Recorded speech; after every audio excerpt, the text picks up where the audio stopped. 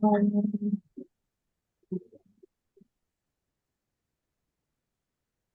need to ask Mark. Ask one of these people. Mark, can you hear us? Now we can hear you. We can. Mhm. Awesome. We're gonna Sorry, start. you'll have to- No, we'll start over. Welcome to the regular meeting of the Moab Area Travel Council Advisory Board. Today is December 12th, 2023.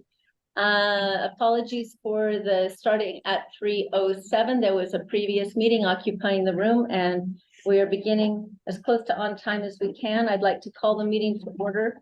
My name is Lori McFarland. I'm the Vice Chair of the Moab Area Travel Council Advisory Board. Our chairperson, Jenny, is hopefully either cuddling a new child or in the process of getting her new child. And hopefully we'll hear a report about that at some point.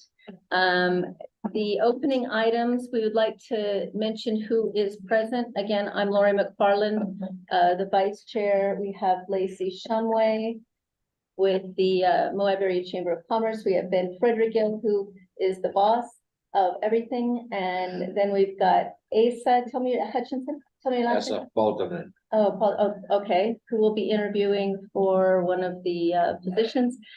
Go ahead, you know what, you guys go around, you go ahead. Began Metzner, Moab to Monument Valley Film Commissioner. Brian Hunnings, board member. Justin Cosenza, interviewing for the position. Alex Wojcicki, board member. Gwen Hall, Grand County staff. Melissa Stokes, Economic Development. Awesome. And just calling to see if there are any present in the meeting who have any conflicts or items to disclose with today's agenda.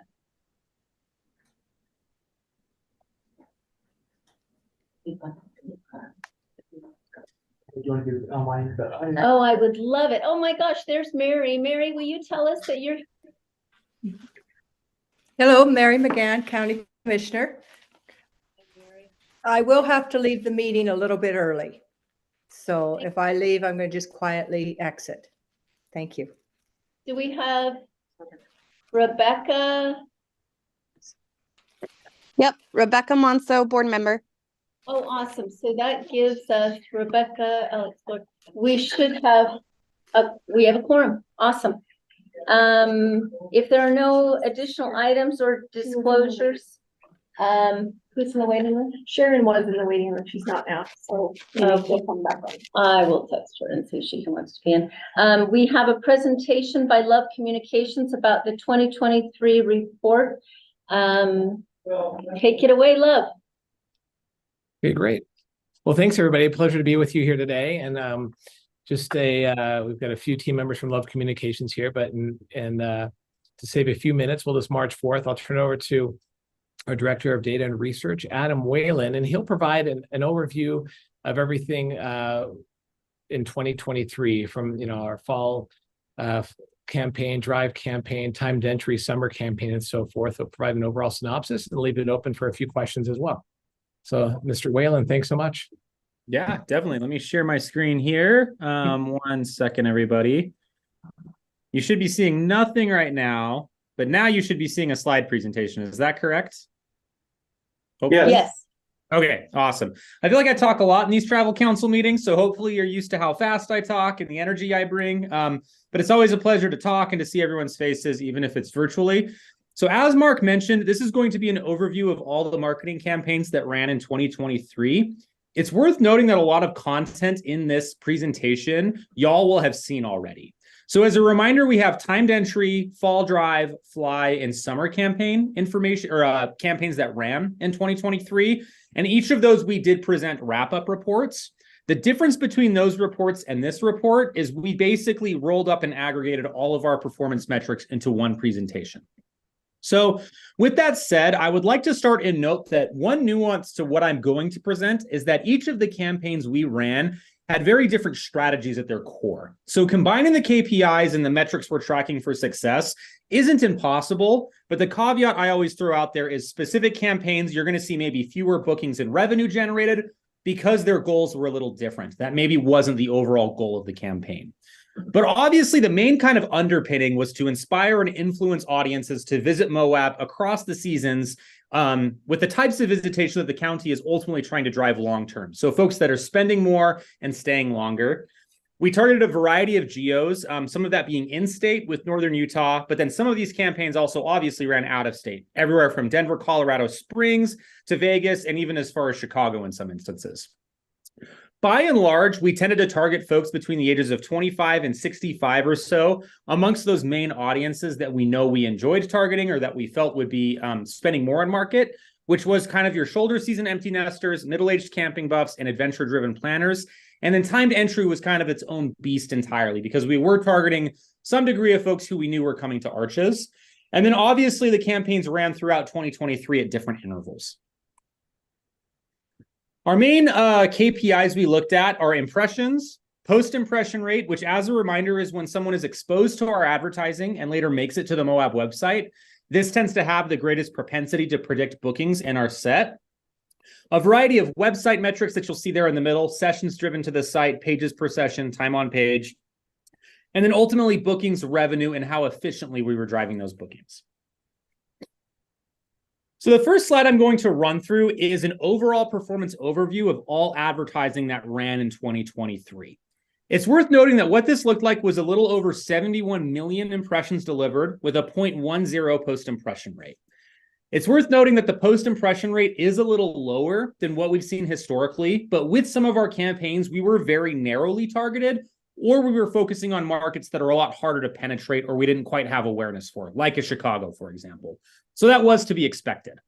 A really good number is that we did drive just over 14,000 impact hotel bookings, which is how we're tracking folks that have seen our ad and later made it into the destination, which, as we'll see on the next slide, accounts for over $5 million in revenue generated from our campaign efforts at a $234 average daily rate, which is really strong.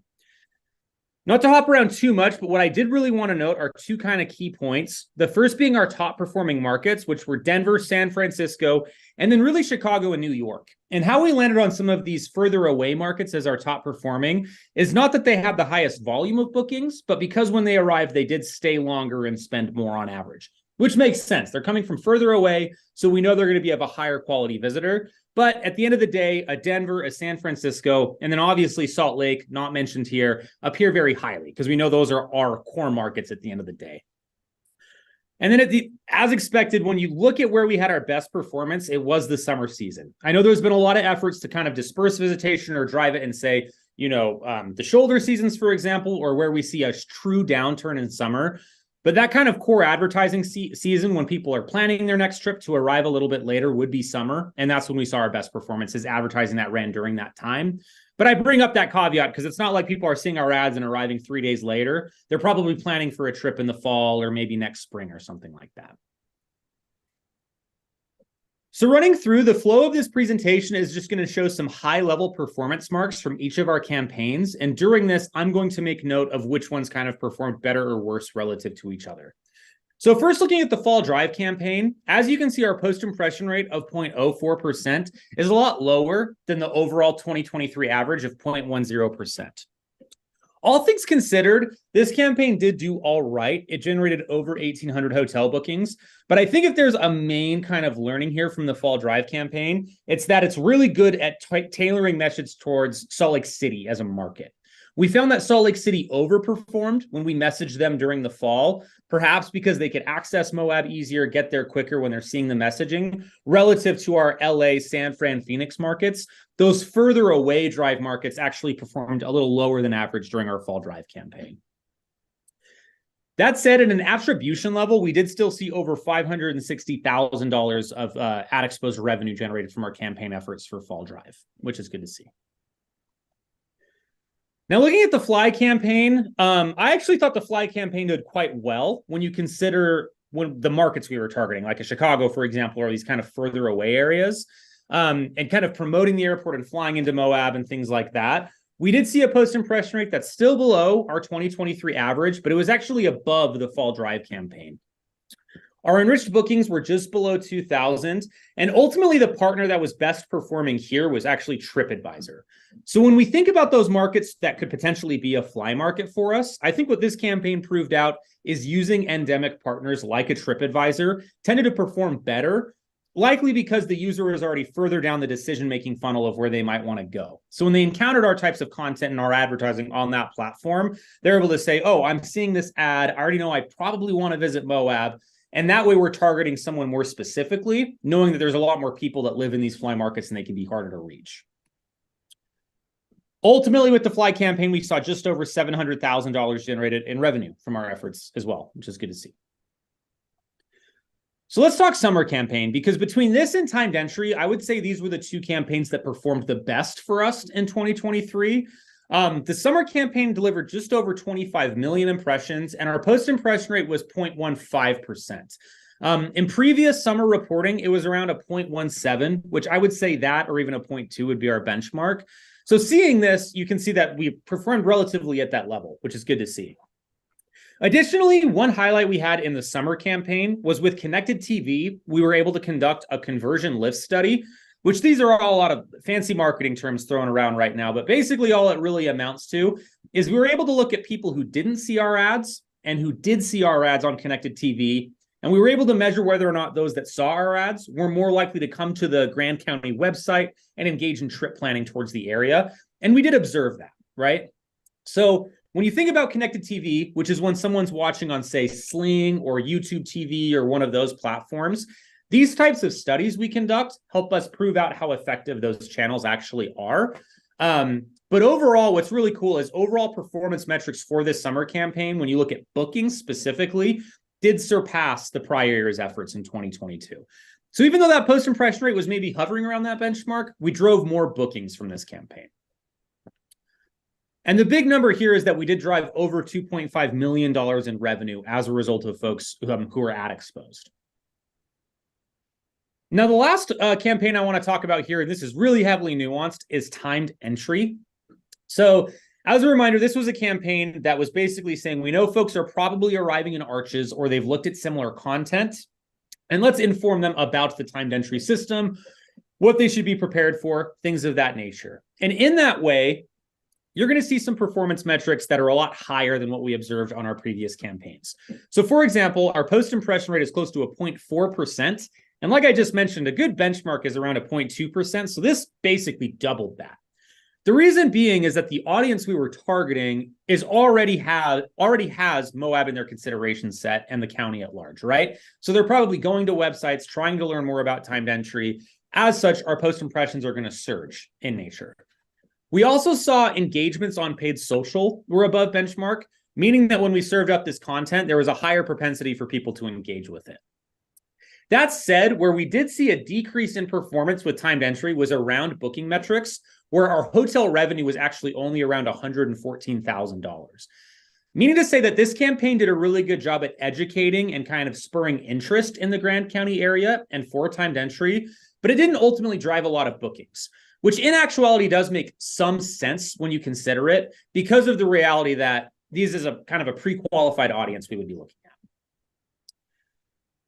Now, the next piece I want to bring up is around paid search. Now, what we pulled here is paid search has largely been live, and I'm just skipping over one quick slide here. Paid search has largely been live all year with different messaging. And the reality of paid search is the goal of it is to really focus in on specific interest groups. So these would be people that are searching out national parks, searching out the Grand County area, and hitting them with specific ads to get them to our website for further education. We were above benchmark with our click-through rate in this campaign, and we were actually more efficient at a cost per click level than we've been in the past. Where we saw the most success with paid search was with the Arches reservations, basically campaign set or ads people would be clicking on. Now, this number is extremely high, this 46% number. What this is saying is that of people who saw our Google advertising, so this is when you type into a Google search bar, places to go in Grand County or things to do, if they have a keyword they're searching that's in the set we have in this campaign, they will see one of our ads. 1 in 2 people essentially were clicking on one of our ads, which is really promising. The reason we like to see that is because alternatively, folks could click on ads or organic content that would send them to sites that perhaps don't tell the Grand County story of how to travel responsibly, how to take care of the environment when you're here, how to make less noise. So seeing these really high click-through rates indicates that we're capturing a larger share of voice on our website of the traveling population. Because people are coming to Grand County no matter what, and paid search is an avenue to make sure to inform them that when they get here to be a good traveler and not be disruptive. So that is a really high level look at the 2023 campaign performance. As y'all know, and I'm going to field it to questions here in a moment, we have in-depth campaign reports for each campaign that we've presented in prior council meetings. Those range from anywhere between 15 to 25 slides per report. So rather than berate you guys with 100 slides of every single thing we did in 2023, we figured it would be best to show you this high-level performance, kind of call out highlights, and then open it up to question and answer if anyone has anything for us. So that said, are there any questions about marketing performance in 2023? I have a question about the timed entry. Do you know, so for those bookings, I'm assuming that's hotel bookings, generated or not generated. Yep. Was there a metric that I missed for how many maybe clicked through and got their reservations for Arches? Great question. I believe in paid search, we have some of that. We don't have it to the degree that we can like tie a one-to-one from reservations to our advertising. We weren't able to set that layer of tracking based on our parameters, but we do have page views to the timed entry page that we could provide. So knowing people made it to the specific page that's outlining timed entry, not features, but like what to know about it, we could provide that, but specific entries themselves, I don't think is something we have the tracking for. Is there something in the future that we could do? Like, could we partner with NPS to see if we could track that? If it's something people are just looking at, I'm just getting at, like, are people being discouraged by it? Are they not being discouraged by it? Is there any way to track that? Two things. One, we can talk to them. I know NPS can be hard to put tracking on their website sometimes. They're a little more guarded because they do tend to have like government regulations, or just as they exist as an entity, it can be hard to create that tracking. But what we could do is on the actual landing page for timed entry, we could pixel the links off to the application page for a permit. So we could say, of folks that saw our advertising, here's how many went to our landing page and then clicked over to basically get their permit, is something we could do with future campaigns. Okay, thank you. So what I'm hearing, Adam, is that from the timed entry campaign, that served more as a resource to inform our community rather than to convert it to dollars. That was not the value of the campaign. If we look at that in the future, we want to look at it just as merely education and probably not be having an expectation of making money from it. I think so. And part of that's the nature of the timed entry program and the way we designed that campaign. It was to inform and educate, right? And so part of that was basically reaching folks that we know already have interest or are coming to the area, not inspiring them to book per se. So I do think that that's an astute statement. We can still track revenue and all these things, obviously, but viewing it as more of a secondary KPI or an added benefit to our advertising is, I think, the best way to look at it. And this may not be your department, maybe I'm merging years. Can you remember what we spent for the year to educate those people? I think it was 200, but I can't remember. I don't know off the top of my head, but I know it's something we could grab. I don't know if you have the media flows handy, Mark. I know I do. It's 100,000 is what I have in front of me. I just confirmed that. Okay. Yeah. I think the 200 was the year prior. 250, 200 something, I think, in 22. But that's okay. I mean, I'm just curious about what we spent compared to what we returned. So Yeah, this year was 100. this year was 100. Okay. I have two questions. One is, first, can we get this presentation to everyone? I know they've seen the metrics, but through me, can you just send it to me and I'll send it out to the board? And then this is a question for the board and Love, because I wasn't here. Prior to 2023, was there a discussion or a decision made as a group where you guys were advising what the target or the strategy should be? I know that there was discussions. I don't know if I remember like necessarily like a vote and a decision-making process. Do you guys remember? Love might have a better idea. What was the goal that was determined in 2022 when we started this? Wasn't it just so people wouldn't founder so much so that they would have some direction, or once they got to Moab, they would know about timed entry? It was just warn and inform, right? Yeah. we want to make sure that it had the best experience possible to let them know what is to be done in order to book, and so to plan accordingly. So we want to bring that awareness. So as mentioned, really those people who were travel intenders, to make sure that they were aware of the timed entry system.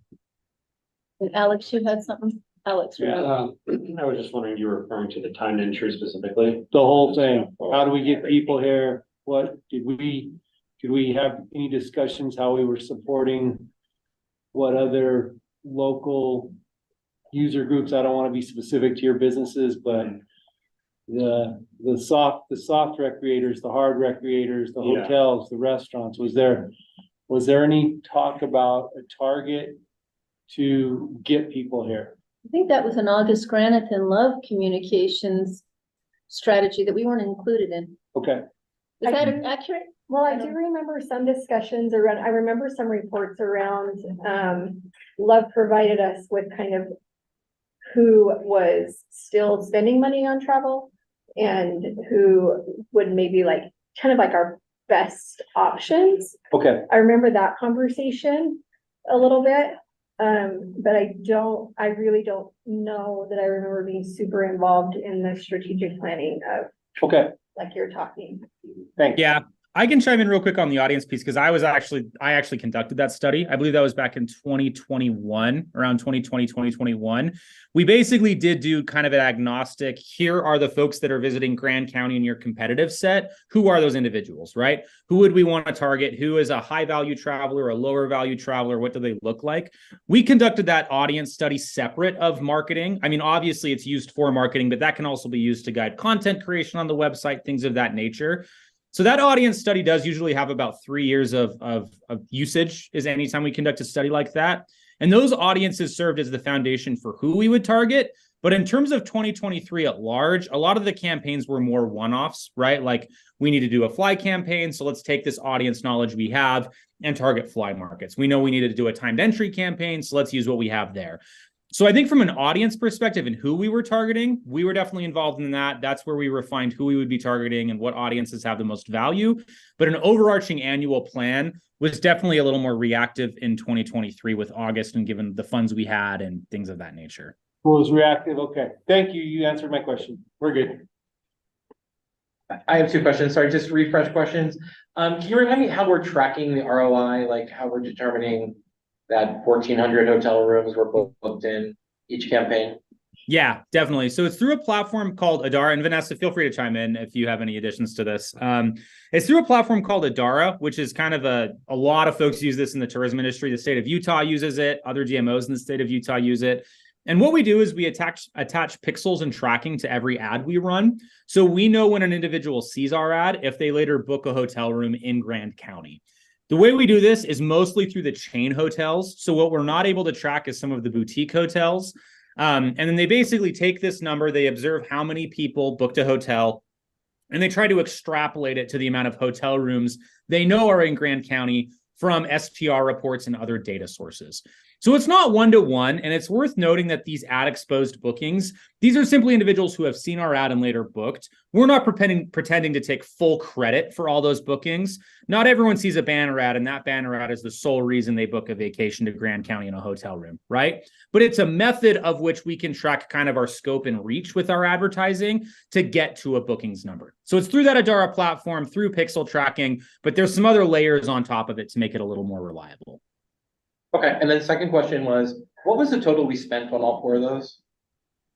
I would again defer to Mark on that one if we could do some quick turkey math. Not turkey math, but actual math. On Yeah, that. let me just kind of look really quickly. Drive campaign, I believe is about 360, 359. The fly campaign, which rolled into 2022 and 2023, was 850 total. As mentioned, the timed entry was 100,000. And then I believe the summer campaign was 250. Okay, thank you. You're welcome.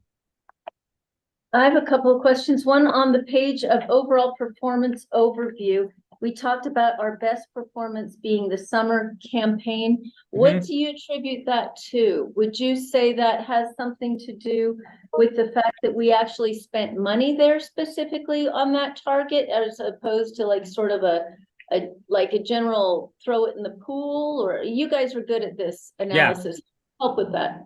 Yeah, I would say it's kind of twofold from being in the numbers quite a bit. One is summer is a peak travel planning season. And granted, I know summers are level lower. You kind of see a dip in the summer in Moab. I'm well aware of that. But summer people have already taken a vacation recently, or they're planning one in the future. We tend to see for destinations like yours, that's a high planning period for individuals. So not necessarily arrival, but they're seeing ads, they're doing research, and they're maybe booking vacations further down the line. I think that's part of it. The other function I would say is yes, the more budget we have, the more we spend, the better our systems can optimize. And as such, we'll see more bookings. Generally speaking, that's just the way things go. Smaller budgets, a good example, not to go back to it, is timed entry. If we have a small budget, a narrow audience, and we have a really specific goal, campaigns can still perform well, but we don't have as much room to optimize and find room for growth. And that's why you see timed entry did well by engagement metrics, but the bookings maybe weren't as solid. Whereas with summer, with the bigger budget, with kind of a more robust media mix, knowing travelers were planning, it made for a more efficient buy overall, is what I would say. When do people start planning for summer? Great question. So some of our data from the state level, we've seen it as early as the holidays. So Christmas to New Year's, the state actually does a blitz every single year. I can't recall if we're doing one this year, but I know we've done it in years past, where between Christmas and a couple of days after New Year's, we start doing some advertising pushes, both for the ski product, but also for the summer product. So that is way, way, way in advance. And then we start to see it peak back up probably around February or March is when you start to see planning emerge again. But that is where some of these campaigns, it's interesting. You can get locked into thinking that if we advertise in spring, we want them to come in the spring. But a lot of times the booking windows are a lot longer for certain family units, specifically family units. We still tend to see short booking windows for couple travelers, empty nesters, but you tend to see longer windows for larger travel groups. That is a great question. And we're getting some anecdotal data that there's a certain demographic where right now is the planning season. And that's where, I know you know what the industry is, but that is where we have to understand if timed entry is actually a dissatisfier in that or not. So we are trying that right now. That's my experience in my business. Wintertime, people are, if they're not skiing, they want to know what they're going to do when it warms up. So one other question that I had, we can open it up to others. In the fly campaign, we talked about the different booking and impressions, but where are the people coming from that are actually booking? I can go find that information for you if you give me just a few minutes to log in. We can come back to it. I'm just curious, like where it originated so that we kind of get an idea. Yeah, and we have that information in the comprehensive fly report. Let me just pull that up for you real quick. But we do have that. I can grab it for you. Okay, you might. Hi, additional question. Based on what the other counties that you guys are working with, what are the strategies that you're being approached with by them? Like, where are they focusing on in 2024? And more importantly, since we've been working with you for quite a while now, what are your recommendations for Grand County going into 2024? It's a great question. And Vanessa, I'll let you chime in on like 2024 planning a little bit too. I can speak to some of the Utah DMOs real quick. I think what we're starting to see, and this is a reaction to the surge in travel we observed in kind of 2020, 2021, is folks are taking less vacations per year. We're starting to notice we're going back to not bucket list travel is what I don't want to like totally call it, but people, due to inflation and the economy downturns and just a couple of other things, we're seeing that the amount of trips people are taking is a lot lower. So what we've been recommending or been using for a lot of destinations is lower funnel targeting tactics, like a TripAdvisor, something where you can competitively target an audience that already knows they want to take a national park vacation, for example. So rather than targeting broad awareness, isn't Grand County fantastic? We have all of these amenities. Because folks are taking less vacations, the slice of pie is a lot smaller. So we've started to see people pivot to be more targeted as much as possible to a pre-qualified audience to get more people into their destination as much as possible. That is what I would say from other destinations, but Vanessa, I don't know if you have any thoughts for the year. Yeah, I would say we would definitely be leaning into the OTAs. We typically see the highest performers with our media stack there.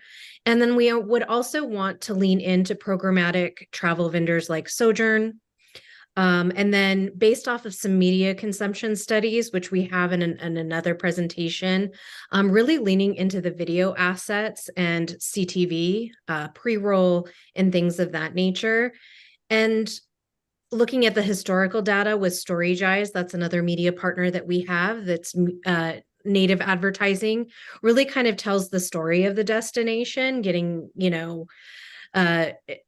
travel intenders to view a variety of different topics based on, their travel interests. So I would say those are the main things that we're taking into consideration in planning for 2024. Can you tell me what OTA means?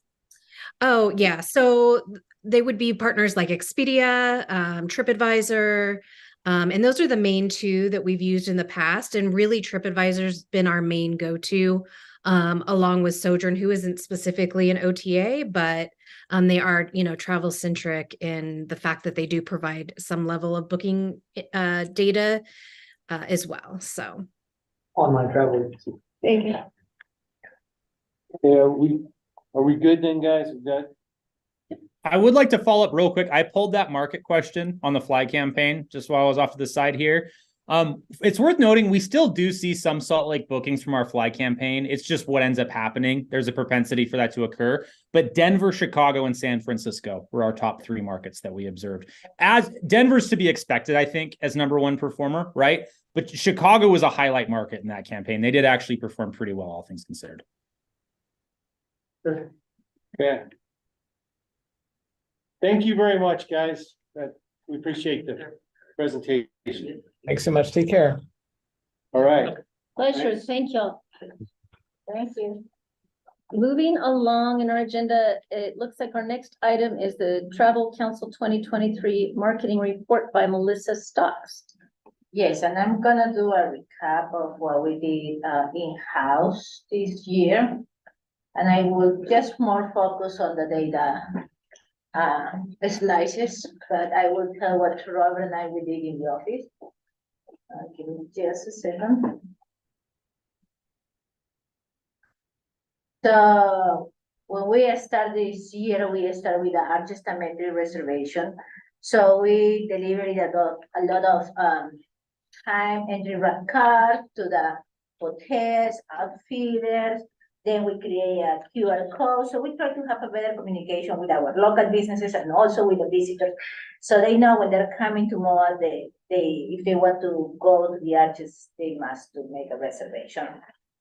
Then also we design a big multilingual foam poster from the airport and the meet. And then also, if you guys go to Discover MOA website, we have 176,000 visitors just to go to the architecture information on our website. And then 47,000 outgoing links to recreation.com. Plus, this year we also add a billboard on the I-17 about architecture. Next one is the travel trade show. So this year I attended Tourist Day on the Hill to talk with the legislator, to talk with Congress over there. IITA, Go West. I always partner Go West with the MOA Museum. IPW is one of the biggest international trade shows that we have here in USA. ESTO and the Utah Outdoor Summit, and at the end, we attend the Utah Tourist Conference with the new director with Ben, and one of people of the board attend too. This year, the commissioners approved to change the billboards in town, so this is our new billboard in south and north of town. We also bought this new app, Penguengo. We're working together with Mark to promote people to stay in the city. But our goal for next year is to develop this pass for the film history pass for the 75-year anniversary, partner with a Monument Valley Film Commissioner. Wonder App. This app is partnered with the Australian Transportation.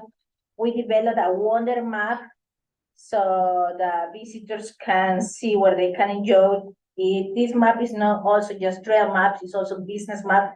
They can see the hotel, where they can park in, campgrounds, retails, even bathrooms. International Access Mission. This year I represent MOA in 2 countries, Canada, well, not 2 countries, but Canada, Germany, Austria, and Switzerland. And it was a successful event. When we attend as the whole youth team. We connect with more than 7 travel agencies in Canada and press media. And in the Dutch, we connect with 7 luxury travel agencies. It was really, really good, well attended. And if you guys can see on the corner, I have a QR code, and I implement this QR code for the travel agencies and the press media so they can connect directly with us and they can see all our, I can share all our videos, content, pictures with them for free. Then, this year also commissioners approved the international co-marketing for Germany, Austria, Switzerland for $9,300, UK, Ireland for $5,350, and the Kanu Kiwi that is Canada, Australia, New Zealand for almost $20,000. Then this is partnered with Erna Global. This is an international marketing consultant that they help us to focus on the European market, and they're sharing a lot of sustainable practice in social media. And this is a little report. So we have the best performing content was Winter in MOA. The highest impression that we have is 788K. And then the best performing market is I would like to say, the Italian. So it looks like the Italian market is interesting to come to MOA. Then this year, we have 51 people that came to MOA as a FAM tour, familiarization tour. We have the people from UK, China, Australia, India, Austria, Canada, Germany, and Denmark. And thank you to the board also for helping with these itineraries and like stay in the Red Cliff Lodge, doing some UTV tours, restaurants, etc. to know more about what they can offer to their clients here in MOA. Free materials. So this is one of the things that Robert does in-house. He creates content and create this free material that we call the MOA Travel Planners, and we bring 45,000 of them. And then we deliver this to National AAA Rocky Mountaineer Distribution. We're gonna put this on also on the train. So when people are arriving, they know where they can go. The clips. We work together with the Grand County Sheriff's Office, the SCORA, and the MOA Fire Department to develop this material. This is just Robert work. So I want to give a huge clap to Robert for this work. He did all the pre-material, the content, the picture, everything.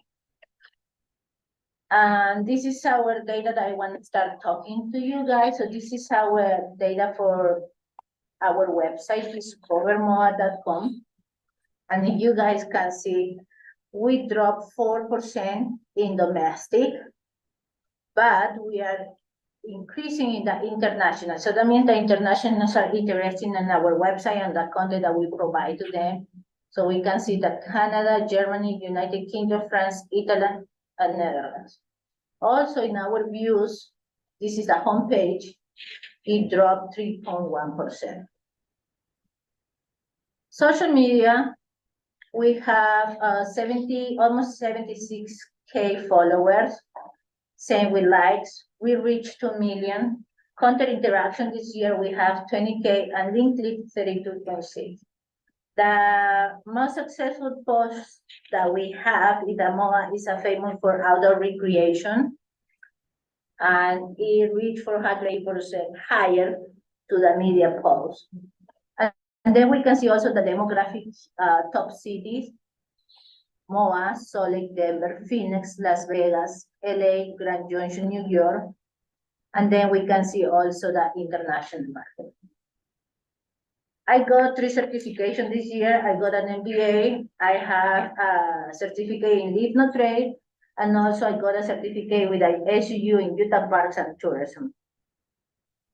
This data that I'm gonna share with you guys, this data is coming from the Utah Office of Tourism. So I'm gonna see if you guys can see this. So the first one that I'm gonna provide a short-term rentals.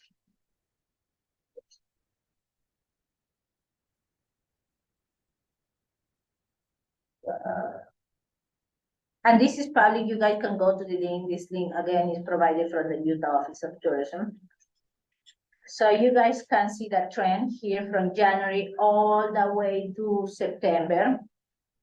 And this is how we are doing. So the occupancy for hotel rooms or lodging, at least in September, we can see that it went all the way to 62%. Compared with last year was 61%, so we did a little better.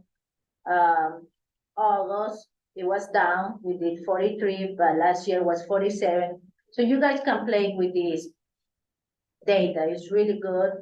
Also, you guys can see the ADR all the way to January to September. Just a second.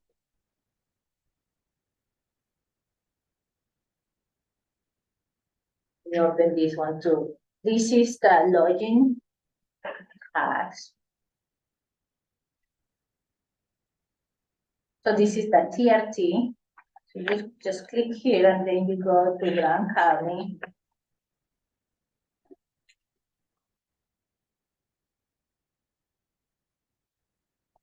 So we can see on the right hand, we can see that June is where we collect most of our money was in June. We can see that, but also we are down 5.1% to compare with last year. Right. You know if this is distribution or collection? Collection. It's collection. Same we have for car rentals.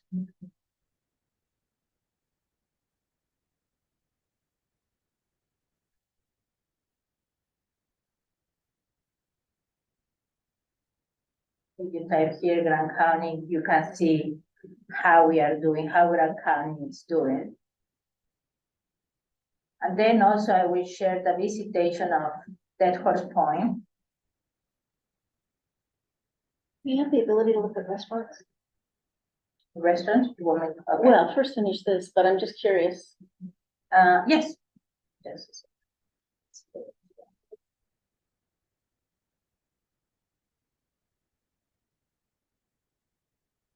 So the restaurant taxes for Grand County is 1.1 negative to compare with last year. That's what I can see. Slightly down. And it looks like June it was the highest for Palermo. That's what we can see. So it's down from last year, but it's only going up to September, so we don't really see the fall right in there. Yeah, we got a lag, it's a lag. Right, so is it comparing to up to September of last year? Okay. Year over year, Yeah, year just to the first 9 months, Mhm. okay. Yep. And we'll get through December like in February, right? Yeah, we won't get it till last week of February, so we'll have the year over year then. So this is interesting because now we have this platform, the geolocation platform that we can see the visitation of what's going on here in town. And this is interesting because I can see what The state park provides us a visitation, but also I can see the geolocation of visitation. So let's gonna check this number. So they say that the state park and the Horse Point, they're down 26% this year. That they're saying. And Arches and Canyonlands, we can see now. Just a second.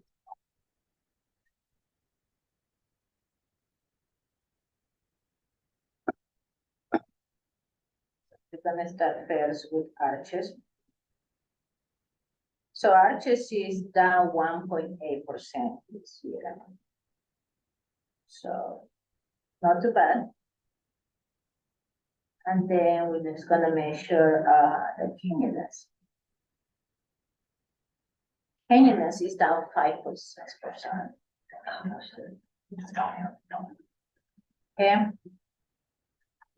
Then what I want to share is our domestic spend this year. So as we compare from 2023, 2022, you guys can see the numbers here. We're a little bit down, not too bad.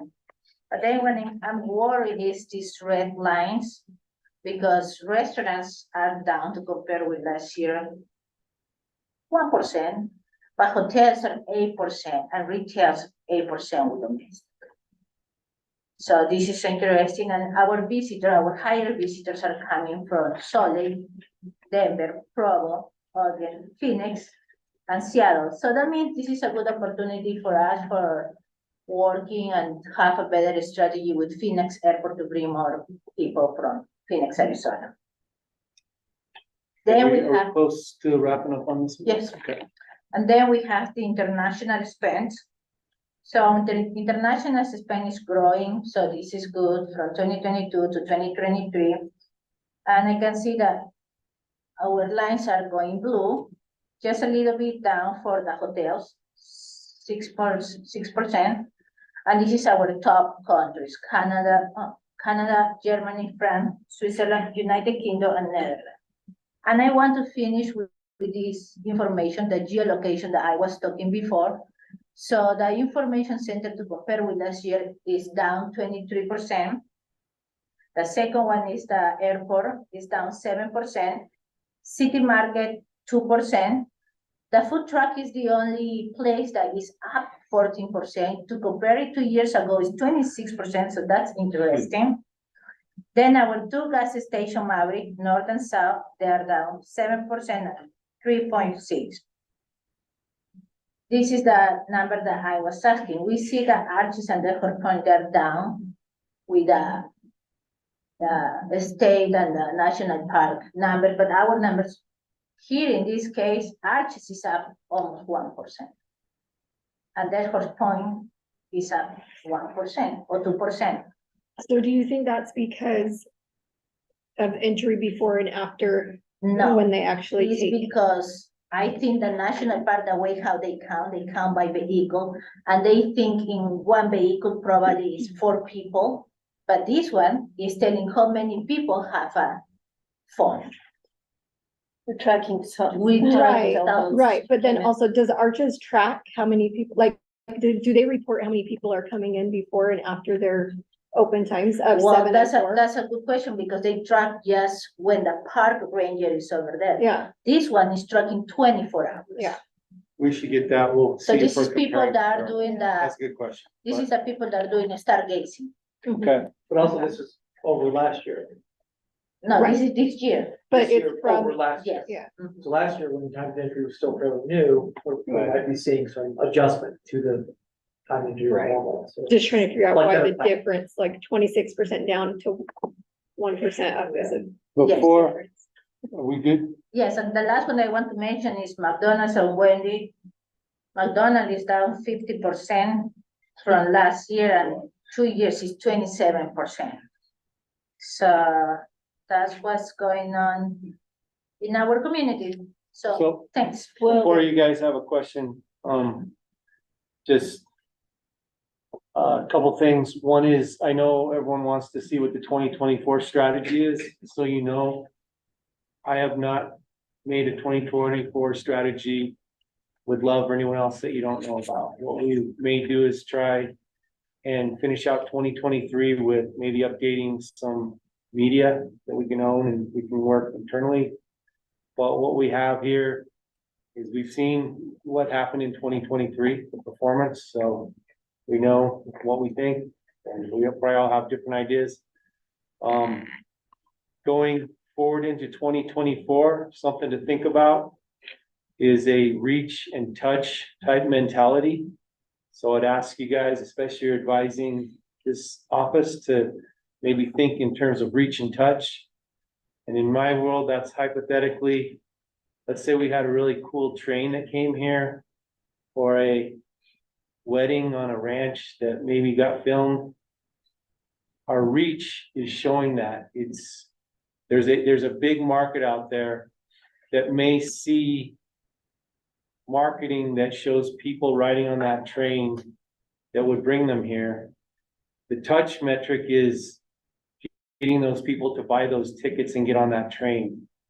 The reach metric is, I saw this really cool train that went to Moab. I'll never pay that kind of a ticket, but that sure looks cool. I want to get there. So that is an idea going forward into this year, that maybe we take a reach and touch mentality into the things that we are marketing against. So I would just put that out there. The other thing is, like I say, what we've done so far, is in a smaller piece is trying to build a funnel around the recreational responsibility. But that is not, that piece is, I think, been pretty well addressed. The thing we need to start marketing for 2024 is inspiration and inviting, because we are competing with other counties, other great places, other travel.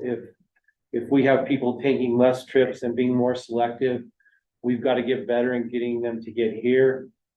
And we got to be smart in the way we advertise, because we're not going to be with as much of a budget. If, for instance, I mean, one thing that's coming out of our strategic plan is if restaurants have to not be able to open for all of their available shifts for whatever reason, that's an opportunity cost where they're not collecting a TRT. So we need to think in those kind of terms. So Can I ask, I don't know if there's any budget left in 2023, but after hearing that there's kind of like this peak of in the holiday season planning for travel for next year, is there any room to just like put some money in there? I don't know, my guess is it's gone, but just something to think about, because that will come before. what we are trying to do right now is determine what we might have left over. Yeah. And buy a very targeted demographic photo portfolio that we can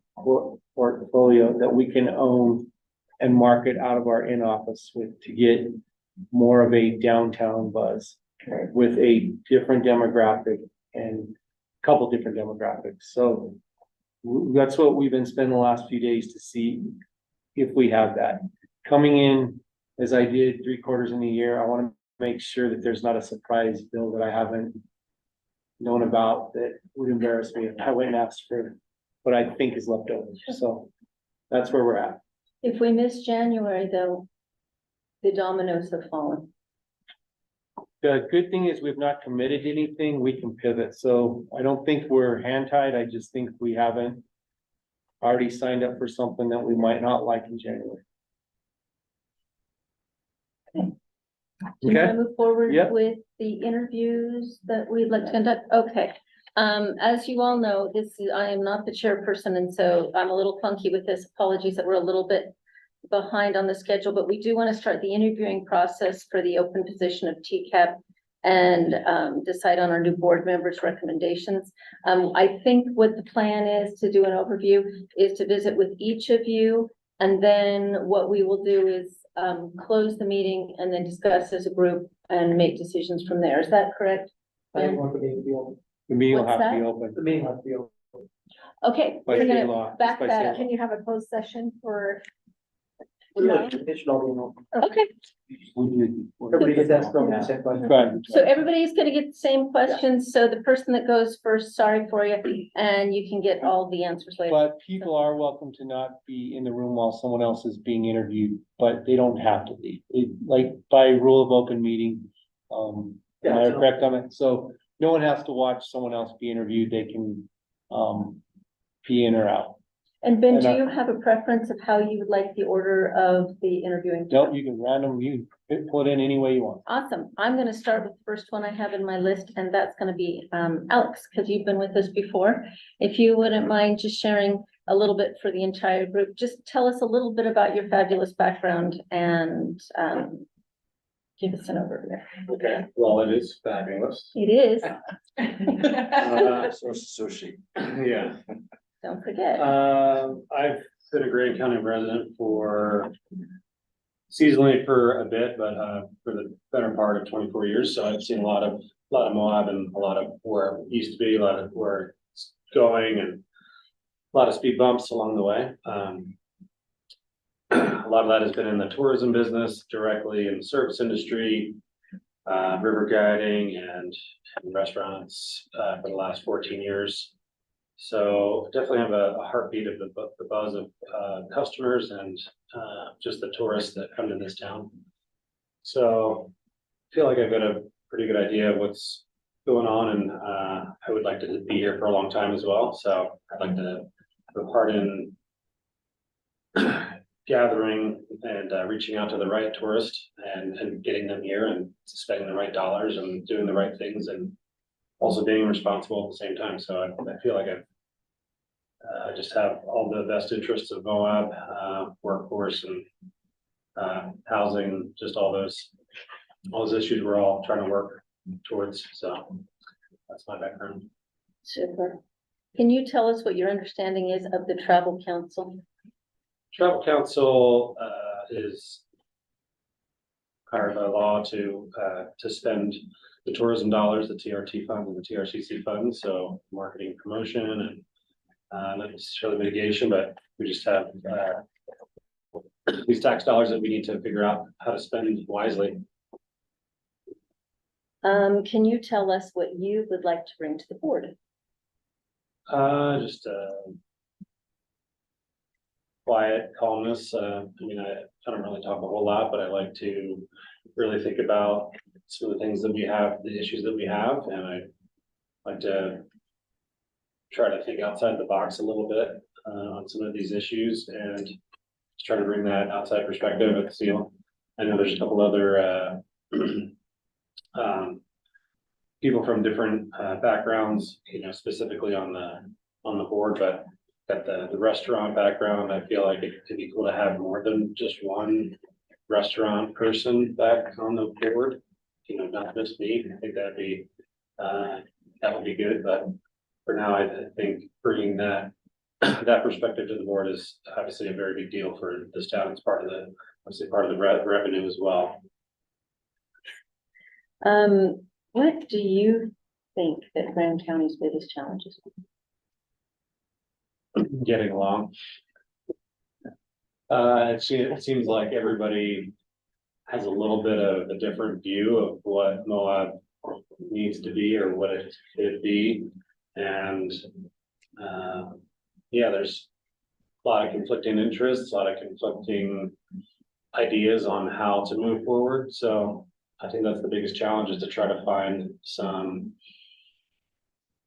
compassion and some, you know, just bringing everybody together to try to move forward. It's really hard to cover all of the issues and try to make one idea. It's just impossible. So everybody has to give and take a little bit and find the compromise in between. So that's Grand County's biggest challenge right now. How to move forward. What is your understanding of tourism taxes and how they are distributed? TRT funds, part of it's accumulated from short-term rentals. It's a big number, you know, it's almost $10 million. So most of it goes to mitigation, And even though we can spend all of it on promotion if we wanted to, but it's only 37% goes to promotion. And then within that, we have a diversification, we have films and conventions that we spend that money on. So a lot of it's that we are in control of it. The TCAB is just the promotion, and we can make recommendations to this Garin County Commission on how to spend that. So that's what we're supposed to do. Awesome. Lastly, would you be able to serve as you have in the past? Which means meetings regularly the second Tuesday of each month. From 3 to 5. Yes, yeah. The vast majority of meetings I should be available for, and don't see any issues right now. Would you like to add anything that's not in our little questions that you'd like to contribute? No, thanks everybody for your hard work on the travel council. It's really been nice to work with some folks in the government here and just kind of see some of the inner workings and try to have a voice and help everybody out. Awesome. That's good. The next person that I have is Essa from Toronto. Actually, more recently from WorldMark, correct? Right. Can you just tell us just a little bit about yourself and your background? Yeah, so I'm last 2 years plus in Moab. I opened the WorldMark Resort, lived at the resort for 6 months. Me and the coyotes in the back, and really got to know Moab. Had lots of time by myself, so read a lot and traveled a lot around here. I'm originally from Finland, moved to Canada when I was 16, so 43 years in Canada, Toronto. I worked for many different restaurant companies and hotel companies, most recently in Canada, before my Wyndham days for Fairmont and Delta Hotels. So lots of background, and sat on many different boards and tourism marketing boards and regional or seasonal resort towns like Moab, but in northern Toronto or north of Toronto in Cottage Country in Canada. Can you tell us what your understanding is of the Travel Council? So my understanding is, just from reading what's on your prior minutes and website, is that the members of the board are advising the economic development group on how to spend funds and how to improve tourism and heads in beds or bums in seats in restaurants year round. And what is it that you feel like you can bring to the board? So I think it's twofold. I think I work for a very large company, Travel and Leisure, that has 230 properties in North America and Asia. We have 7 in Utah, so some really good experience there from my colleague GMs from Park City to St. George, and Moab is the second newest hotel in our company. The newest one is in Atlanta, so we got to do the glory and open and learn, and then Atlanta got all the glory. But so from a company perspective, a lot of moving parts, a lot of expertise that we can share with similar locations around the country. From a personal perspective, new to Moab, obviously 2+ years, but I think collaboration and communication and sharing of best practices. I think there's a lot of talkers, but not enough doers in this community, from my experience. So I think that there's a lot of opportunity there to collaborate.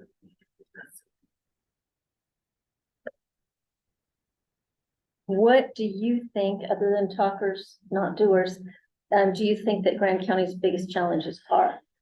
Oh, they have to implement this reach and touch kind of mentality in the future as soon as possible, as we talked about earlier. But I mean, obviously, from a tourism perspective or our business perspective, it's a seasonality, and how do we find things to do from December to the end of February, that seems to be the ghost town in place, and obviously living here and wanted to buy a house, wanted to rent a house with a dog was impossible, had to buy a house, so set roots in the community, and I think that the housing is a huge issue, and I think cohesiveness or getting along, as Alex mentioned, is important. Just all those topics. There seems to be a lot of direction where they're going. I hope that all comes to fruition with the county and the town and housing. And I live just around the corner and love to see them tearing down the parking lots that have been trailer parks and hopefully build something affordable housing in those. So nice to see. Yeah. What is your understanding of tourism taxes and how they're distributed? You probably do a lot of collecting of that in the hotel industry. Yeah, so we do a lot of collecting of that. It'll change slightly next year when we're timeshare. So we're gonna go from 70% rentals and 30% timeshare to flipping to 70% and 30%, but we still be renting and collecting that tax. I think it's a huge amount of funding, and I don't think it's probably, I think it sounds to me like it goes to a general coffer, and then from there it's distributed, so if it's 37% that goes to tourism marketing, I think that's lopsided. I think it should be more, and I don't know whose decision that is, but certainly tourism, from previous lives, destination marketing fees should be then spent for destination marketing, if that's the different term for this tax. So I think there needs to be a better balance for it. You might want to talk to Governor Cox or the legislature about that, because I'm pretty sure that's controlled at the state. Tell me, would you be able to serve on the board, which meets regularly on the second Tuesday of every month from 3 to 5? Yeah, absolutely. Not in July though. We usually take a You don't break. meet in July. We take a break in July. So I wanted to make sure that I was not misspeaking, but I think you're good there. I think you're good. Take the dog and go. Is there anything else you would like to add? No, I'd love to be part of this board and bring some personal board experience to it and collaborate more with businesses and individuals in the board and make Moab a more of a destination than it is today. It's great, and I think it'd be a lot greater. Thank you very much for your time. Nice to meet you. You're welcome to stay if you like to stay. Looks like the next one on our list is Justin Cosenza, and I have not met you before. Welcome. If you wouldn't mind just telling us a little bit about you and your background and how you come to be. Okay. Okay. My family and I moved to Grand County in 2017 to buy the diner. That's what I do. I own Moab Diner. Those that don't know. I have visited here a lot before. My wife's family is from here, so that's how we got here. Her family has owned a business on Main Street for over 55 years now, including herself now. So that's how we got here. I've been in restaurant work for 25 years now. Kind of all I've ever done. So, and yeah, and I think we really love it here. We have kids here. We want, we like the community, and it just needs to keep going in the right direction. And can you tell us your understanding of the Travel Council? For me, the Travel Council is to promote tourism, recreation, events. I know it used to be also to try to make that a 12-month thing, but that's kind of fallen off from what I've seen from missions, which I think would be a good thing to bring back. I think it should just be to try to get people here. And what do you hope to bring to this board? I think with my experience with with the diner here and being running it for 5 years now, I have a pretty good pulse on, as sort of Alex mentioned, like the customers, but I also have a really good pulse on the locals and how tourism impacts the locals. But I also see how things for tourists come, like, oh, we came from Wisconsin and we don't know we needed a reservation for tomorrow morning. So, like, I get that kind of like that struggle. So I think that it's just a good broad view of everything and kind of, you know, hope to represent like the businesses, especially the restaurants. I think it's kind of hard for us, especially with the seasonality of it and keeping staff and all of that. What do you think the county's biggest challenges are? You've highlighted a couple there, but Yeah. maybe you've got a overarching. Yeah, well, I think a lot of that was already answered. I think they kind of hit it on the head. I mean, I do think it's kind of deciding what we want to be, mostly in our economy. I think tourism is our economy. But I think some people want it to be something else, but it's not in place. So I think that's kind of a whole. I do think getting along and making it good for tourists but it obviously it has to be good for locals as well, so. I think.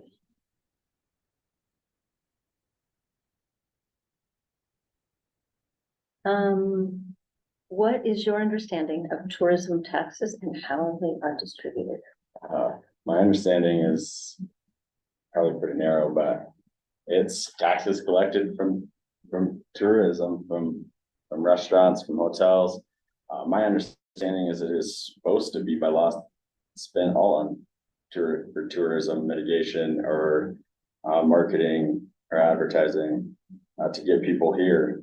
I don't know if that's what's occurring, but I think that's what it should be. It's why that's how we get it. So.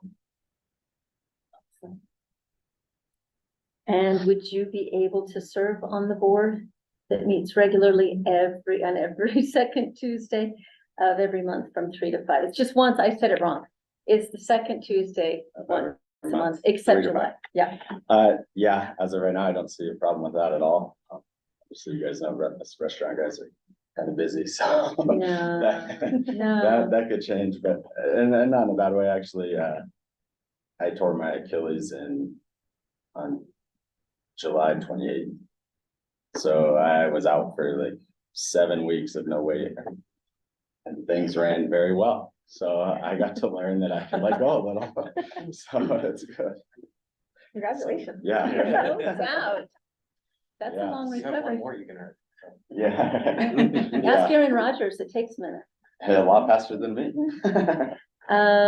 What else would you just like to summarize and contribute to your? I really have a lot. I do think that it's important, for me, like, I think I can bring a good view, like, you guys looked all these numbers, city market's down 2%, but visitation, if that's off of, money, visitation's way down. They're up 20%, look how much your groceries cost.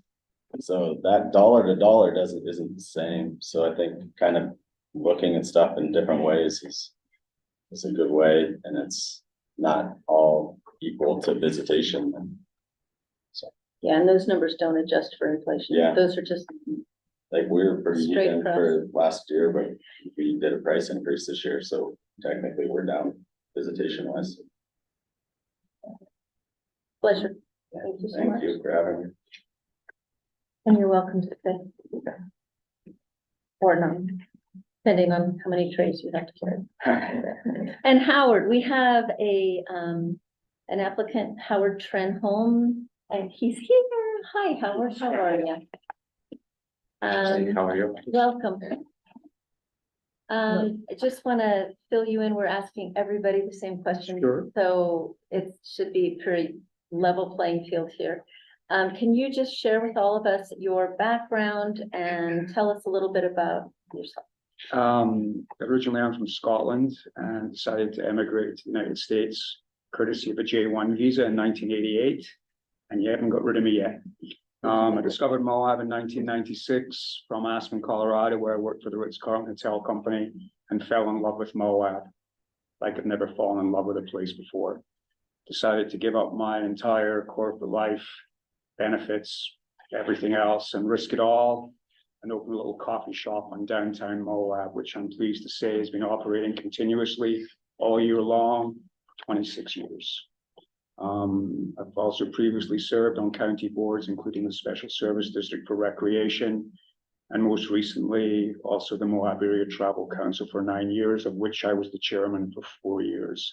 And I resigned shortly after the last Director of Marketing Operations resigned from her post in 2021. And I'm passionate about Moab. It's my home. I've spent half my life here now, and I'm not going anywhere. And I care deeply about our economy and its success. What is your understanding of the Travel Council? As you just told us, you've got 9 years previously with the Travel Council, but just give us a little recap, Well, just a little one. Sure. I mean, I have to tip my hat to the state of Utah for considering implementing the travel councils and tourism taxes back in the 1960s as a way to diversify the Utah economy. And seeing that ability to allow a market to flourish has delivered Moab from the depths of a pretty depressing end to the previous economy that existed here, and transforming itself into a world-class destination resort where people, quite honestly, come here to seek well-being, and the Travel Council just tries to fill the hotel rooms that our community's already committed itself to. And that also helps assist the city of Moab in its unique position as being the only city in the state of Utah to not levy a property tax. And that's all off the backs of all the work done by decades of strategies by the Moab Area Travel Council since that began in Grand County about 10 years after the state introduced it in the mid-1970s. It was a privilege to serve before. I'll say this, that it was quite transformative what the board was working on and the DMO to really consider the caliber of our visitors and focus on the quality of our visitors. And I really tip my hat to the board and the county who worked to bring a really luxurious product here called Rocky Mountaineer, which, being the busy bee that I am, I didn't mention this before about the bakery, but I also have a seasonal full-time job beyond my other 2 jobs because I just love working in hospitality and taking care of tourists. What do you hope to bring to the board? Enthusiasm, passion, and really to restore what was a really glowing prize where our average occupancies were climbing from the mid-60s, despite lots of additions of rooms. Another tip of the hat to the travel councils that have been here for years to keep that occupancy up, to work on making it better, and also to improving the demand of our product, which delivers a higher room rate, which are the 2 measurements from which we derive a lot of tax revenues. So I think by maximizing what we are, putting the spotlight back on Grand County, I would like to see if we could change our focus and restore the marketing function of the Travel Council and no longer be the educator. I think we have universities, colleges, and schools to offer assistance in education. I think the Travel Council's job is to restore our economy. What do you think Grand County's biggest challenges are? I think teamwork. Wait, let's just say one. Biggest challenge. Biggest challenge, I think, lack of teamwork, and really trying to make Moab City as successful as possible, because Grand County indirectly supplies the tax base for a great many businesses beyond the actual tax collectors of a tourism tax. It benefits outfitters, guides, and ultimately the community. I've watched this community build us new schools and rec centers, and I feel that we've worked so hard collectively as a team in a hive, if you like to use that analogy, since we are the beehive state, that I think we need to work close. Grand County needs to work hand in hand with Moab City so they avoid the word of property taxes, that we can fill their pots too.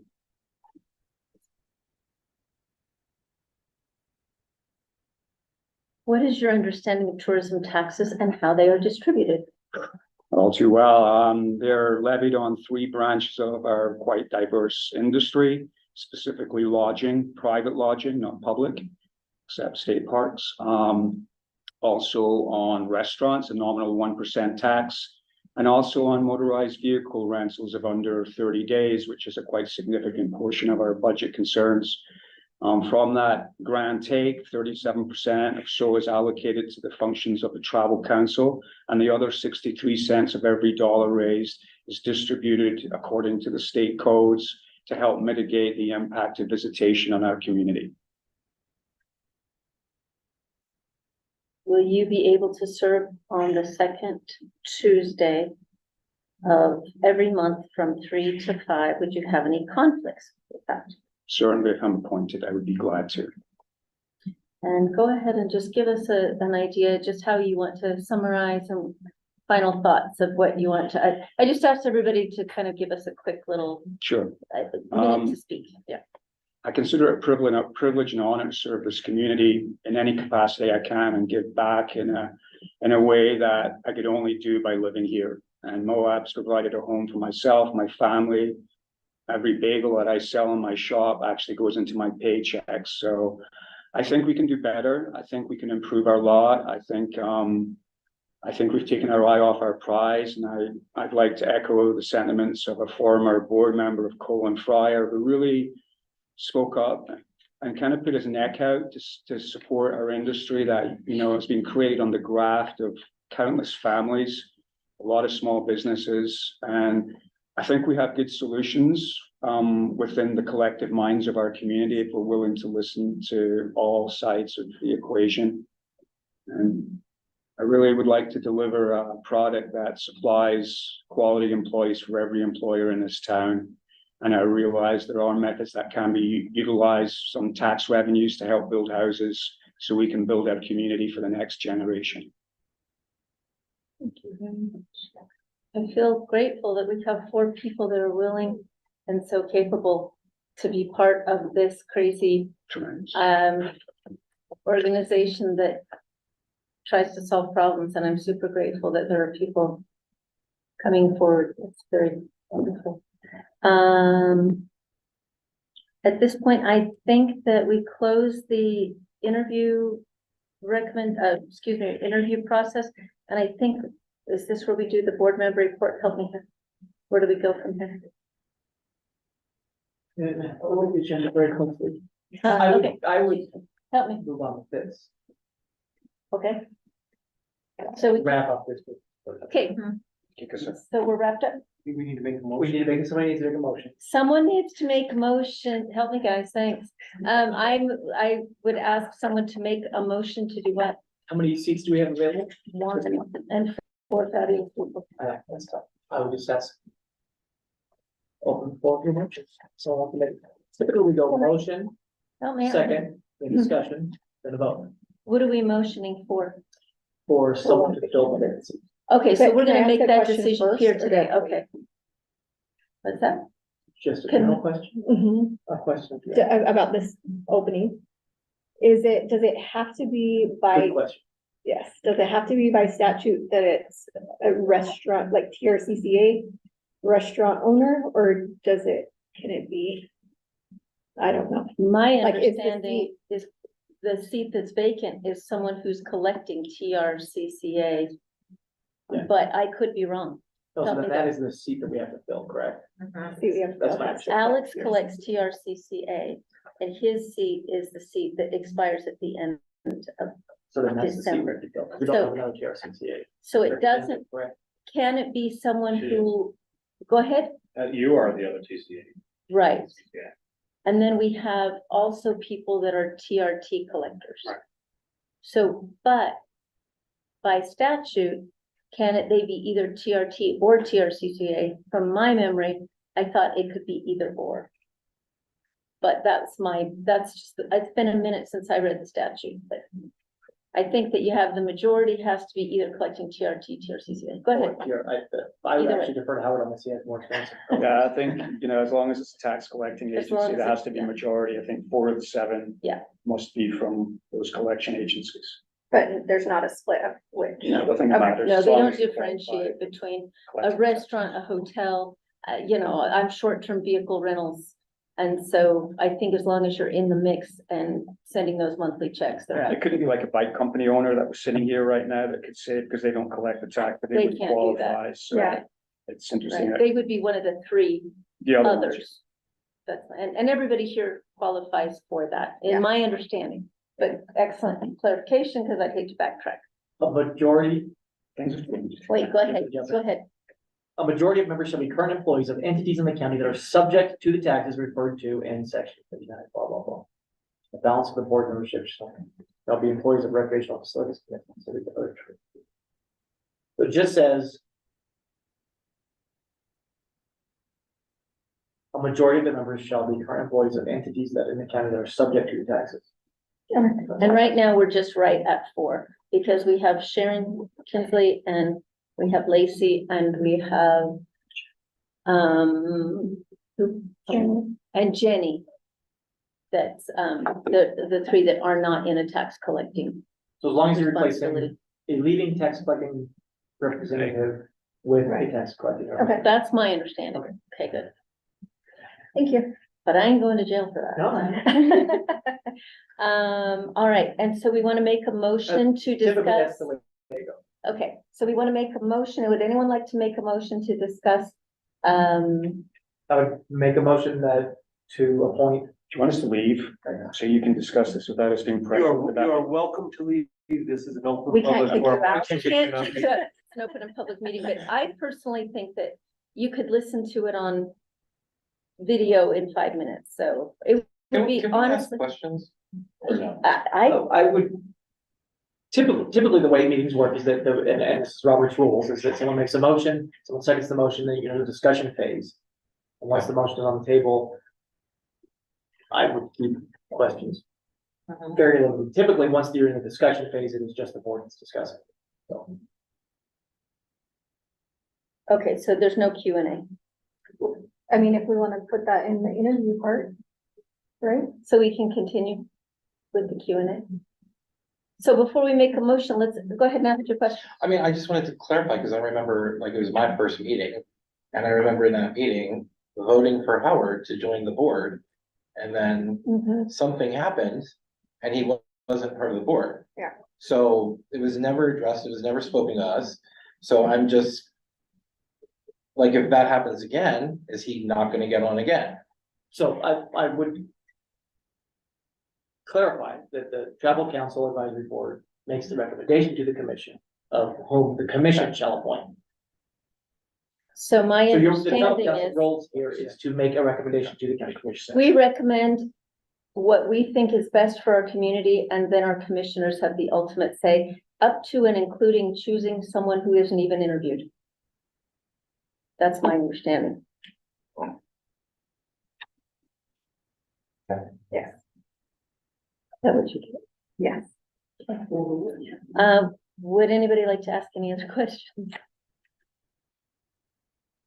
Would anyone like to make a motion to discuss and have a vote on appointing the open seat that's vacated the 31st of December of this year?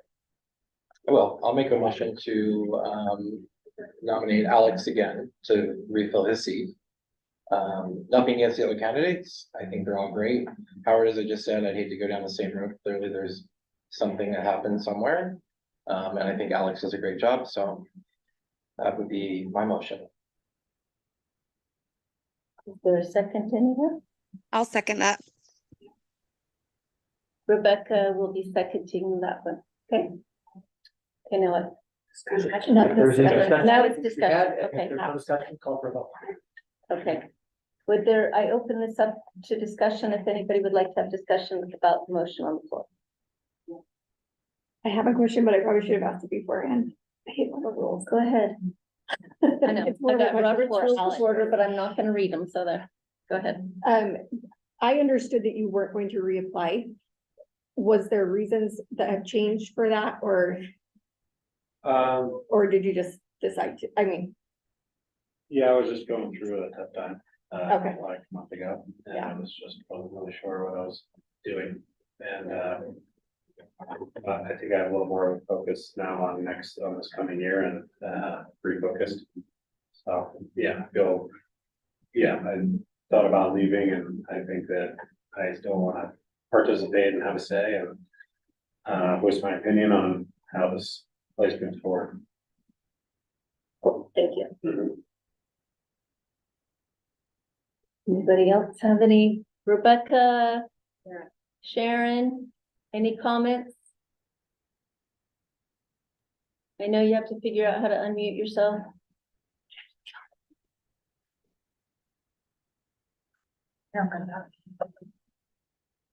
Sharon's unmuted, but I don't hear you.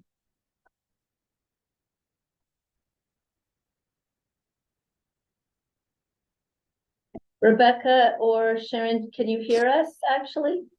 Yes, so I was wanting to appoint Alex again just because I know he has a really good understanding and because he owns the restaurant. He sees the day-to-day tourism that comes through the town. I agree with Brian on Howard thing. As much as he's vast book of knowledge in the tourism industry here, I just don't want to have to go down the same road as you guys did last year. With us trying to appoint him and then it just get chosen not to.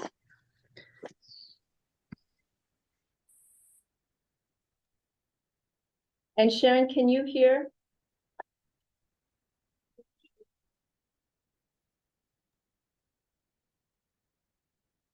Sharon, can you hear us? Will you be voting?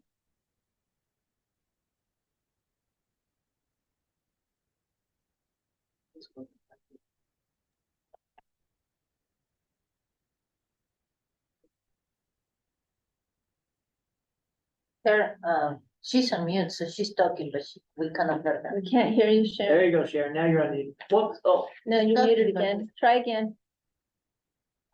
There you go. Now we see you unmuted. Can you speak?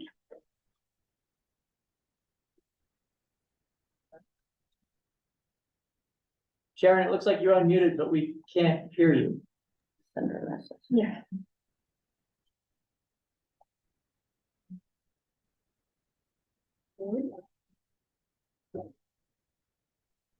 Are you testing her? Do we call her and put her on the speaker? Is that legit? Do we have enough votes? I don't think we have enough votes. I think she's making our point. Hey, Lori. Hey, can you hear? You're on speaker. Apologies for throwing you under the bus there. We just want to make sure that you're participating and voting, so we have a quorum. Yes, I am voting. I don't know why. It says it's unmuted on my end, and yeah, I don't know why it's not. Hey, glad you're here. What's up? So can you put it on your speaker and then they'll hear me too? I hate to tell you this, but everybody's listening to everything you're saying. Oh, good. What I tried to say earlier was that I agree with reappointing Alex. Okay. Second that motion. Okay. That helps me a lot. I'm gonna leave you on speaker, okay? Okay, that'll work. And this is legal, right? Yep. Good. I know. She's in the meeting. That's, Fun, Lori. Call for a vote. If anyone else has anything? If anybody else has anything to say, great. Otherwise, we'll call for a vote. I just want to say that there are like so many good applicants Yeah, here and I absolutely. want to And I- just I mean, like put honestly, everybody on. All four of you, I would love to have part of the travel. I council. would love to have everyone as part of this, please. Or even citizens to be heard, you can come and be part and not necessarily vote, but participate, I'm pretty sure.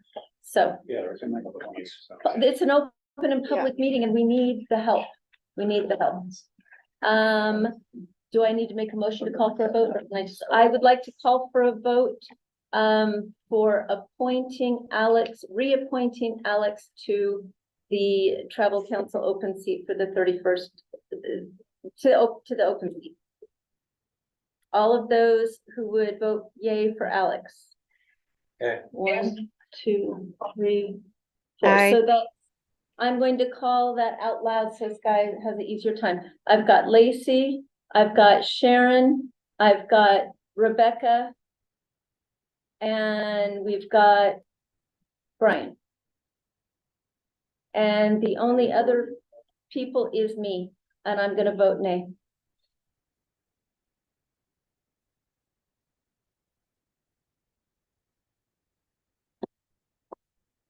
What do we do now? What's the tally? We've got 4-1. We'll pass it. So the vote passes and Alex reappointed.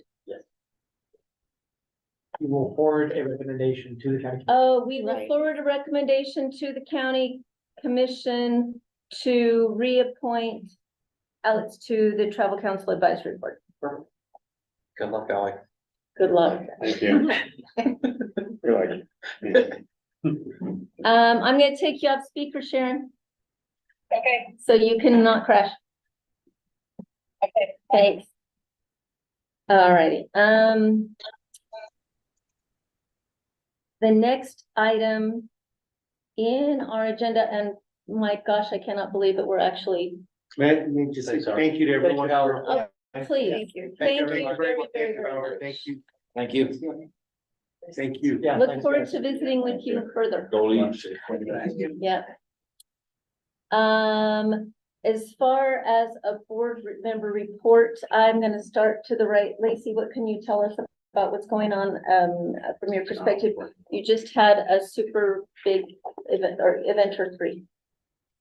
Yeah, well, so event wise, things went great. Great. I agree, they did. Yeah, we had, the banquet went great. We had our tree lighting, and our lights parade. I've heard really good things about the floats and the lights parade. I felt like we had amazing participation, and good effort into that. So I'm appreciative to our business community and our organizations for doing that. And, yeah, and now we are just kind of like heads down trying to figure out our strategies for 2024. We're moving into doing a business assessment program just to kind of really get an idea of what all of our businesses are, what their challenges are and what they are needing most from the chamber and from economic development, you know, what kind of supports they are needing. And then we are also working on our training programs. We'll have 12 monthly training programs and 4 intensive, so monthly and quarterly training programs. We're working on getting, you know, the first few will be kind of general in what we know already, and then using that assessment program to kind of inform what the rest of those trainings will be. So that's what we're doing at the chamber. As far as what we're hearing at the chamber, I'm getting a lot of calls about, you know, numbers being down and, you know, what's being done to move forward. So I'm excited. I really liked what Ben said. That, you know, the direction that they're kind of going into, and looking forward to having answers for when people call for sure, directing them to those websites, I think would be great, but reminding them that that's collections and not distribution, and that the 2-month lag for sure. But yeah, that's kind of what I'm hearing, is everybody's still feeling the pinches, and hoping for, you know, a good strategy moving forward. Also, I'm super grateful for the county for including the chamber in the strategic planning that they're doing with Better Destinations. And we had our first steering meeting, and I thought it went great, and they've done, I know that they had a bunch of kind of industry meetings afterwards. I haven't really got a pulse for that, but I'm sure they'll tell us about that too. But I'm just grateful to be included in that as well, and we've got. Tomorrow. Yeah. You were on in on that, wasn't I went you, to on the the restaurant one? Awesome. I heard it was really good. Yeah, we appreciate you having one. Thank you. And then also Business Summit, we have talked with Powerhouse about helping us with that event. It will be in August, the 3rd week of August. It's that Monday and Tuesday. I think it's the 19th and 20th. I don't remember the dates for sure. I throwing around so many dates in my head that it is the 19th and 20th. And it's going to be a It'll be business summit again. It'll be a business summit. It'll be a 2-day event. We're looking at the first day of being kind of an activities day where people can sign up, hopefully really get to experience, you know, our local activities, their fellow outfitters, whether you're signing up for river, mountain biking, jeeping, whatever that may be. We're hoping to be able to offer a few trips that people can sign up for, and then everybody kind of meet at the end for a big dinner. And just hopefully, if there's people from out of town, you know, being able to show them what we have to offer. And hopefully we're going to have some participation from people in town and just kind of create that camaraderie around our business community on that first day. And then the second day will be hopefully packed full of great information and training and speakers and all of that. I think you got more going on than even all of us whiners. I don't know about that, but we definitely have a full year coming up. So, Brian, you want to give us your little board recap? Yeah, I mean, November, we finished at about 52% occupancy, which wasn't bad. It was almost the same as last year. Revenues were a little better actually, but only because pricing increases that we've done. We had a great Thanksgiving, there's some good programming and things in November. This month has been quiet, to say the least. We do have a lot of pickup Christmas week. We have quite a few one-off Christmas parties. But yeah, I think we're sitting on like 17% occupancy for the month for December, which is hard for a lodge of our size to function that way. But we'll make it happen. Updates on the Sister Wives wedding. We just had our PR meeting with our PR company yesterday, talking about impressions. That wedding has now racked up 4.8 billion impressions. Oh my gosh. Across the world, all of which mentions Moab. I was one. I clicked. So quite a few people, just so everyone knows, she's now getting her own spin-off show. The wedding will actually air in March. The wedding will be the kickoff episodes. So it should be quite a few. I had no idea that many people watch that show. I was just saying. To be completely honest, I mean, they average about 14 million viewers an episode, which to me is just crazy.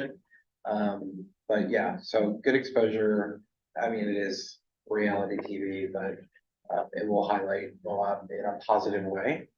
There was not enough drama on the show. They had to manufacture some, but we'll see what happens. We did announce that the John Wayne Cancer Foundation has announced their 5th location, so that will be June 1st of next year. Will be the True Grit Marathon. It will be a full marathon and then a 10K marathon. We're in the process of planning that. In conjunction with that, they are also helping us celebrate the 75th anniversary of the Miami Valley Film Commission. So the John Wayne family will be coming. We will be more than likely doing a John Wayne Film Festival, a mini festival those 3 days prior. Each of the John Wayne family members will be coming down and talking about one of the films. That's awesome. I highly encourage all business owners, and Ben, please don't be upset, but I know that the budget for next year is kind of not what everybody thought it would be for TRT funds, but I also think that the 75th anniversary of film in conjunction with the 100th anniversary of film for the state is a pretty momentous thing. And I will be reaching out to fellow business owners, hotels, just to see if we can kick some funds up and do stuff through the course of the year. A little bit of private sector helping out the public sector. We can't not recognize this. It is huge, and film tourism is huge and is definitely something that people will be interested in. So we are having a meeting next week, Wednesday. Our PR company, the state, And then Melissa and Ben will be on the call as well, and just try to see if there's any synergy there. So just putting out the feelers. If you got an extra $100,000 laying around, you don't know how to spend, we'll help you spend it. We've committed about $30,000 total for our property just to promote what's going on. So hopefully, I know everybody's on a tight budget, but it's a good thing. I think it's really all I got that's relevant to this group. Come out for New Year's Eve. We got fireworks. It's gonna be fun. It's gonna be an amazing party. Food and fireworks. Food and fireworks, decadent dessert buffet, DJ and dancing, you can get a room. I'm sold. Fireworks tickets to party, www.redcliffslodge.com. All you listeners, go out, book your room, it'll be fun, ring in the new year. Hey, and I just want to thank you for bringing the Sister Wives and all those clicks. That just impacts our whole community, and I am so grateful. Reach and touch. Yeah, It's huge, I mean, it's it's huge. way huge. I You mean, would who never would have think that thought one little thing like that. that could do polygamy much. was so popular still? It's just amazing. Thank you. Sharon just said that she had to log off, but things have slowed down. Can you guys in vote the for park. the dates for next year first? What? Well, yeah, Just just affirm Alex confirm your dates. Alex Okay, can okay, vote. you got it. Oh, So make Yeah, sure. Alex that- just couldn't- oh, Alice can vote now, so we're fine. All right. Okay. We'll continue with the board member thing. Can I skip to number E and then You go do back? that, yeah. Okay. No, you're Huh? good, you're good. Number You're good, E. you're good. If you have enough people to Approval vote, of I the just want to miss TCAB that. 2024 meeting dates. Can we approve of those? All of the, I make a motion to approve of those, or can I make?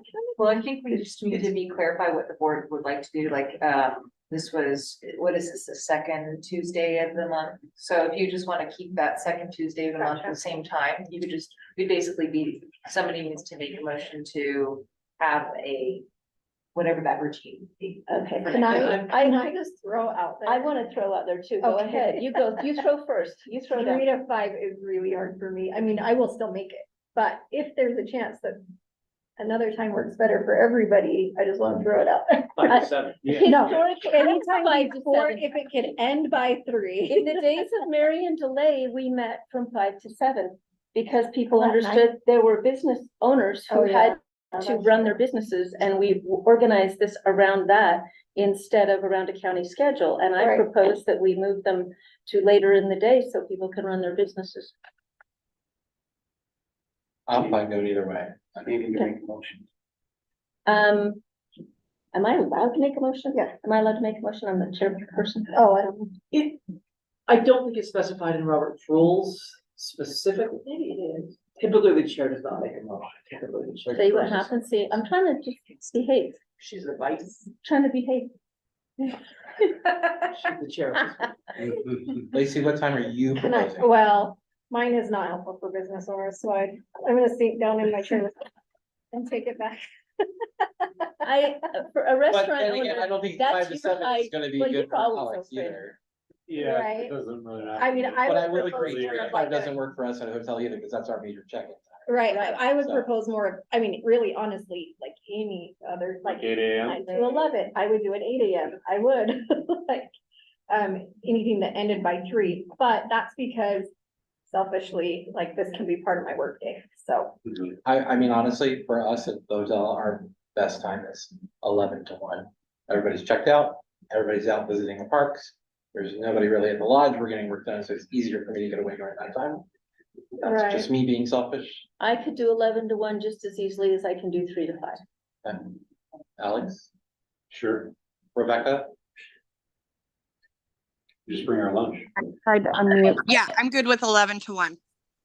okay, I'll make a motion to move the meetings to Oh, yeah. 11 to 1, moving into 2024 year For the same second Tuesday. for the same second Tuesday. Can we That second? should work, we think. Is there a second? Tuesday, I'm seeing. We gotta see if it's I wanna available. look at the calendar. Oh my gosh, Just make see, sure it's open. here I am like jumping ahead here. Hey Quinn, I'm seeing, there might be a Children's Justice Center Advisory Board, is that normally in the chambers Yeah, at noon? They have it at noon on the second Tuesday. Are they 1 hour? let's see, what about doing a different Tuesday? Sure, it's open. I would That's stay just away hard for from the like commissioner third and meetings. fourth, just because. Oh, yeah, Change because where that's Commissioner like. meetings with Excuse me. council. I stay away from the commission. Stay away, What stay about- far away from that. Yeah, so the first and third of the commission meetings on Tuesdays. What about like Mondays? Yeah, Mondays are Or- hard. What's the last Tuesday? What about Wednesday? Yeah, or Wednesday. Let's say the last Tuesday's tough, because sometimes months have four, It's some not months the have same. five. Well, 10, Here's- was 10 to 12 open on Uh, that second Tuesday? I guess 10 to 12, because that I'm meeting gonna starts at call 12. Are Sharon. you seeing any other conflicts, Quinn?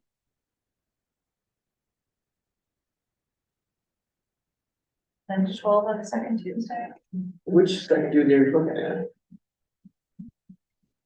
I'm looking at the, Hey Sharon, you're on speaker. There's discussion of changing the looking at the meeting draft time for annual meeting TCAP schedule. from 3, away from 3 to 5. Is there a time like that that you cannot do? For the travel council board meetings? Yes, we are looking at changing not from 3 to 5. We're looking, addressing maybe 11 to 1 or 10 to some, noon. or 10 to 10, noon. or 10 to noon, actually. I have meetings every Tuesday morning. So I wouldn't be able to do the 10 o'clock one. What time did you say the other one was? 1 to? We can't do noon because there's a previously existing something. Maybe we can propose 1 to 3 even. Okay. I mean, I would prefer to begin at 3, but if everyone else needs to change, then the one, I definitely could not do the morning one. But you possibly could do 1 to 3. Yes. Okay, we'll keep you informed. I just wanted to include you in the conversation. And, Thanks. and Thanks. Wednesdays are out. You guys would want to consider Wednesday instead of a Tuesday? What if we, I could do it. I don't Like even, the I same haven't even time? looked. Like the same, like we could look at your time you're talking about. I'm not seeing on second Wednesdays at that time you liked, which was 11 to 1. Or we could I'm not do, we seeing could any do 1 to conflicts. 3. I don't know. No, because you've still got 3 o'clock chickens. That's your busy time. I can look at Wednesday. I can look at Wednesday. I mean, So we're saying Wednesdays 11 to 1. we're proposing that. This is very That's- unorthodox. We're discussing just it. round tabling right now. Are you Works for seeing you, any Alex? conflicts for the second Wednesday, 11 to 1? Rebecca, works for you? Rebecca, can you do Wednesdays 11 to 1? Yes. I really appreciate you hanging in here, Rebecca. There's also nothing that says we have to be in this room. And the calendar's Somebody good? in the library. Except for we've Not got the seeing any recording conflicts devices in and that stuff. time. Quinn, the calendar's good on Wednesdays 11 to 1? As near as I can tell on the calendar. Next. What about As Sharon? near as we Okay, can. so I will revise my motion. To move the 2024 Walk backwards. TCAP meetings to the second Wednesday of every month from 11 a.m. until 1 p.m. Hello. 11 a.m. to 1 p.m. on Wednesdays is being proposed. Tuesdays are the best. Okay, Cause that's what's been blocked off for me. okay, we'll see what we can do. I'll keep calling you. Okay. All right, bye. Bye. Okay, so we do Tuesdays. So in other words, we can't do that. Yes, we can. Yes, we can. Especially, your business needs to function. You being here to me is awesome. I mean, I know Zoom is awesome too, but It's not. I love having you here. I mean, I can zoom in. I know.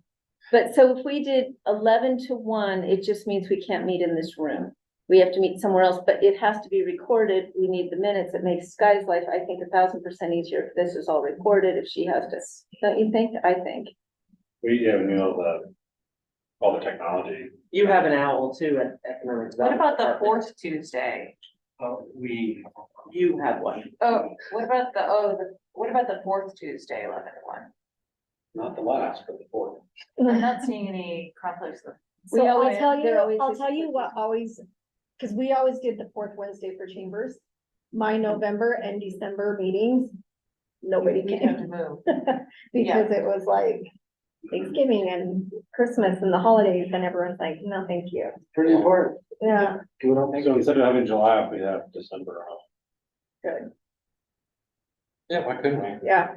Because all of the things expire the end of December and And then you they- have to, And we also did like for EDAP, they're the last Wednesday of the month, so we canceled their Wednesday, their last meeting in December and just added a special meeting earlier in the month to Okay. accommodate that. Right. month.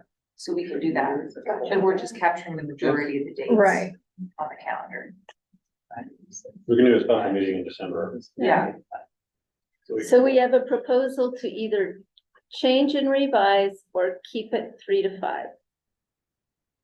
Keep it 3 to 5, or you could consider entertaining that fourth Tuesday, 11 to 1. It still doesn't work for, Sharon, keeping it to 11 to Let's go and keep this. I propose we keep it the same. I will say that just Zoom. on the county calendar, on the chamber's calendar, this is booked all of the whole next year as that Tuesday, 3 to 5 block. I'm not saying you can't change it, you absolutely can, but there's a lot of other boards countywide that will be making their schedule based on Right. everyone else's schedule. So there is some interplay there. I'm not saying it's a killer and that it can't be fixed, but there's definitely a lot of other boards that are vying for the space. Yeah. Is it gonna kill you? No, no, no. Not me. I know nothing kills me, but, that's good. Brian, what do you think? Occasionally zooming in, just keep it the same? That's fine, it's fine. I know, you're easy, but, okay. We So have a little glimmer of hope. Will you make a re-motion to propose? to keep So it my the same? motion goes back to let's just keep everything the same, Tuesday, second Tuesday of every month. From 3 to 5 PM for travel council. Awesome. Can we vote on that? All those in favor say aye.